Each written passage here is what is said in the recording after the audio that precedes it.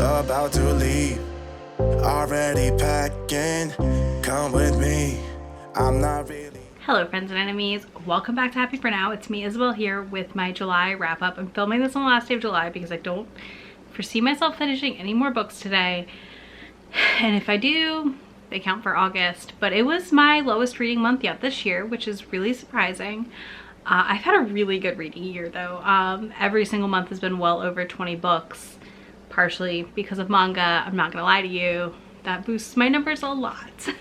And I'm already on track to hit my reading goal in the fall, so it's a whole thing. But on that note, in my wrap-ups, I do 2 wrap-ups a month. So I do my mid-months, where you will get all the books I read in the middle of the month, and I will not go over those in detail here. I will tell you where they landed on my ratings, but if you want full thoughts, you'll have to go check that out. And here I will go through all of my stats, my numbers, all that fun stuff, and all the books I read since my mid-month wrap-up.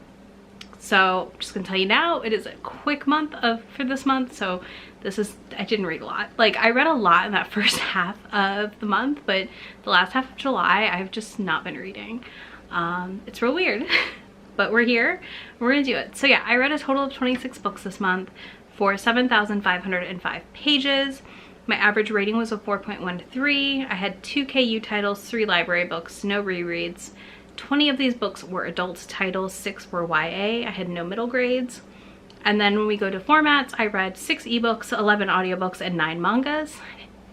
8 of these titles were new to me authors, so that's exciting, and 1 title was a debut. And then I also have a new stat that I'm not sure how I'm going to track it yet, but I wanted to tell you here that instead of tracking just race and items like that in my spreadsheet, I'm adding an underrepresented column which will encompass any character, like main character, own rep books / books with authors who are underrepresented. So that could cover a whole range of people, from disability to queer, LGBTQIP+ peoples, someone who is not Christian, someone who obviously is a different skin color than me, and BIPOC authors, not creators.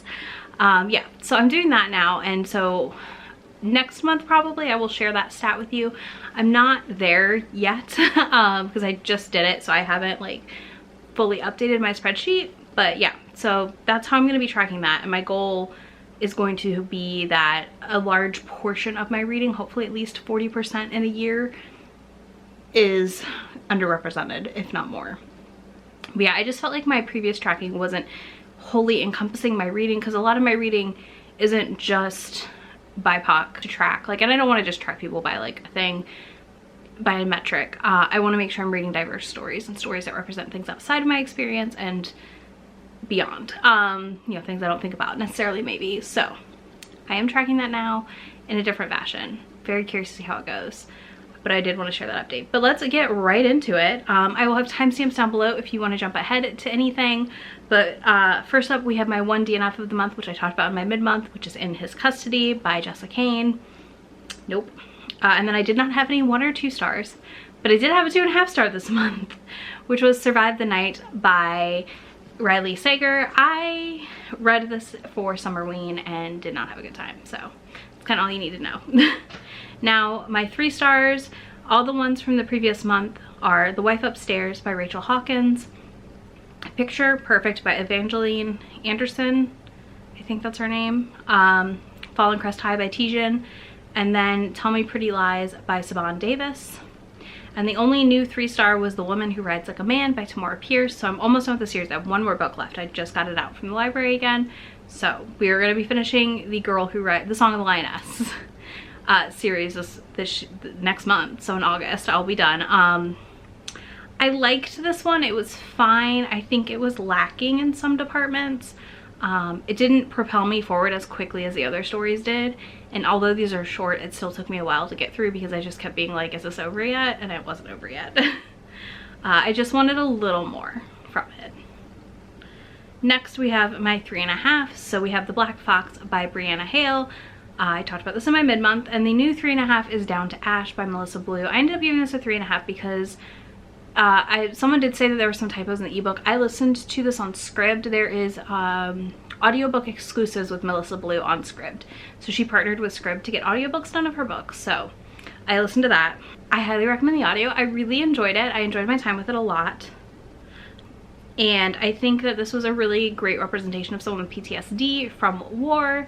And I talked about it more in depth in my blog, but like my partner is a veteran, and I often feel like PTSD in war characters that went to war is like their whole thing, like it's all that they are. And this felt nice because Victor, our hero, was not just that. Like he had other characteristics. And I just really appreciated that. I thought it was handled really well, and I really enjoyed the talking to Melissa, which we did for Romance Sparks Joy, in depth about that, and like, you know, getting to tell her that. I felt like it was just so well done, and I really appreciated it because it was done with care and not just slapped on there because it felt like it had to be something that anyone who goes to war has. So that's it for my 3.5s. Now my 4-star reads. All right, the ones I read in the beginning of the month were I Married a Lizard Man by Regina Abel, Skin by Avita Weiss, What the Hex by Alexis Daria, and Resurrection by Saban Davis? No, wait. Tell Me Pretty Lies was by Charlie Rose, not Saban Davis. So the 2 new 4 stars I read this month, this last half, was Song of the Forever Rains by EJ Meadows. This is on Kindle Unlimited with audio. It was part of the Prime first reading options.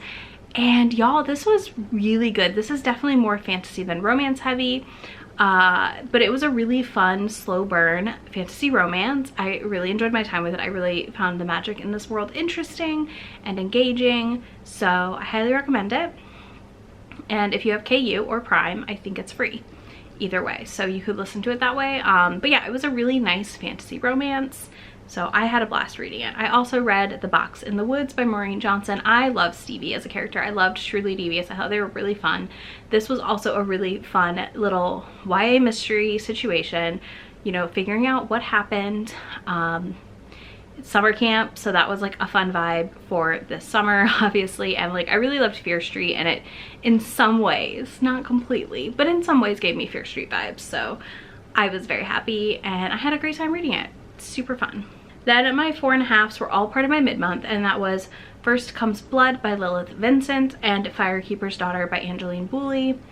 Both of these are amazing. Highly recommend. Then my 1 5-star of the month was Final Girls by Riley Sager.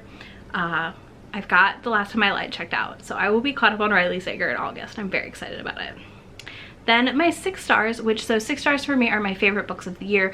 These will feature on my favorites list. It doesn't mean every book I don't give 6 stars to and I give a 4 to couldn't show up on a list. It could, but these are for sure going to be on the list for my favorites. So we had A Dowry of Blood in the beginning half of the month, and the second half of the month we had Twisted Games by Anna Wong. I'm obsessed with her. I love her writing. I need to order the signed editions from her ASAP.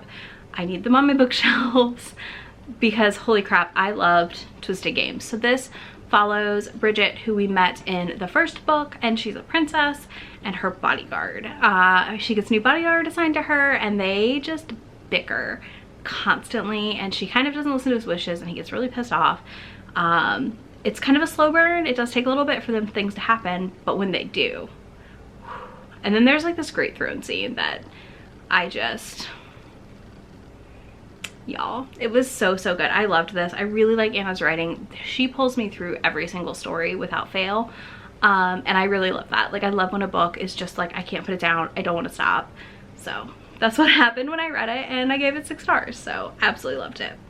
All right, let's talk about the mangas I read. So I did read some manga this month. So I did read volumes 1 through 3 of Witch Hat Atelier.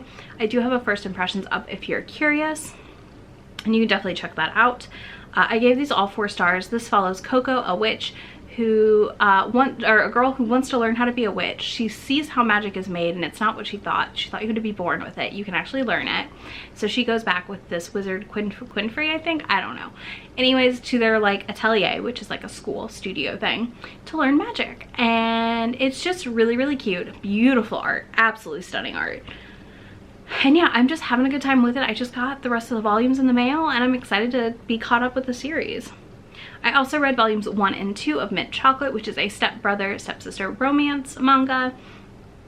And this one has been really, really cute. There's a lot of fun tension between the two of them. They both have been crushing on each other for a long time and then find out that their parents are getting married. So awkward. And it's just kind of following them living together and being like awkward together. Then I read volume 3 of How Do We Relationship, which I also gave 4 stars. I think all of these mangas besides one got 4 or 5 stars. So How Do We Relationship volume 3 was precious. We got a lot more backstory between the two girls. And I really liked seeing that, and I liked seeing their families be so accepting of them. It just warmed my heart. I loved it. I really, really liked this series. I also read volume 3 of Cutie and the Beast that came out this month. Again, 4 stars. Absolutely loved it. I can't wait to see where volume 4 goes, but I know we've probably got a bit of a wait. These seem to be coming out like once a quarter-ish, so I'll be here waiting. Then I have a classic. So I picked up the hardcover collector's editions of Revolutionary Girl Utena. I buddy read this with Shay from Shay Geeks Out. This is by Chia Sato and BIPOC, and the manga and anime were developed like in tandem, but without them like really communicating with each other. This is supposed to be one of the like top tier Yuri / Sapphic, that's what that means, mangas, and I'm glad I bought it. These are absolutely stunning editions, but I gave it a 3.5. I think the story was a little too messy for me at the end of the day. It didn't wrap up in a way that I loved, with a lot of clarity, and I totally get why a lot of people prefer the anime now.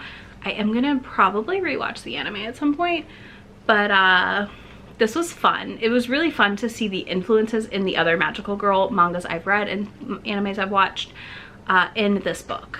So that is something very unique here. You do kind of get a peek into things that we don't always think about as far as the influences go for these. Also, they're just ginormous. This was like 1,000 pages of my reading this month, so yeah. It also took me like almost a week total to read all of them because it's so big that to read that I had to like sit down at the table and hold it. But beyond the point, it was a good time. I wouldn't not recommend them. I just think you need to go in knowing that like they're kind of dated and the story building is not there. Then the last manga I read was Sweat and Soap volume 7. 6 stars, favorite. This series is going to be on my favorites list. If you're watching this today, I'll note in the description if volume 1 is still free digitally, because last I knew it was free digitally. So I will let you know in the description if it still is. I'll put it like right at the top. So be sure to check that now, because if you're curious about trying Sweat and Soap, no better time than to pick up volume 1 digitally for free. You can read it on your phone, it'll be fine. You also could read it on your iPad. And I think some people read them on Kindles. I've never tried that, but this follows my favorite couple, and we are following them after they've moved in together, and now she's meeting his parents, and it is so precious and so pure. And I finish every volume like sad it's over, but also so happy that I can't recommend this enough. It is a little weird, I understand, like, you know, he likes the smell of her, which is weird, I guess. I mean, he likes to sniff her. It's kind of weird, but like it doesn't stay weird if you keep reading it, if that makes sense. And it's really just like seeing two people find their people, and that is one of my favorite things to read in a romance. So y'all need to pick up Sweat and Soap if you haven't yet. It is so freaking good. But yeah, that's everything I read this month. I told you it was going to be a quick wrap up. And thank you so much for watching. If you made it this far, drop a soap emoji in the comments, or something cleaning related. And if you don't want to do that and instead you'd rather tell me your favorite book you read in July, let me know, because I'd love to hear it. Love putting recs on my list. The never-ending list of recs, because that's a thing. That's a big thing in my life. Anyways, thank you all so much for hanging out. I will have links to all the books I talked about in that description box, as well as links to Be My Friend anywhere on the internet if you want to do that. And I will talk to y'all soon. Bye. About this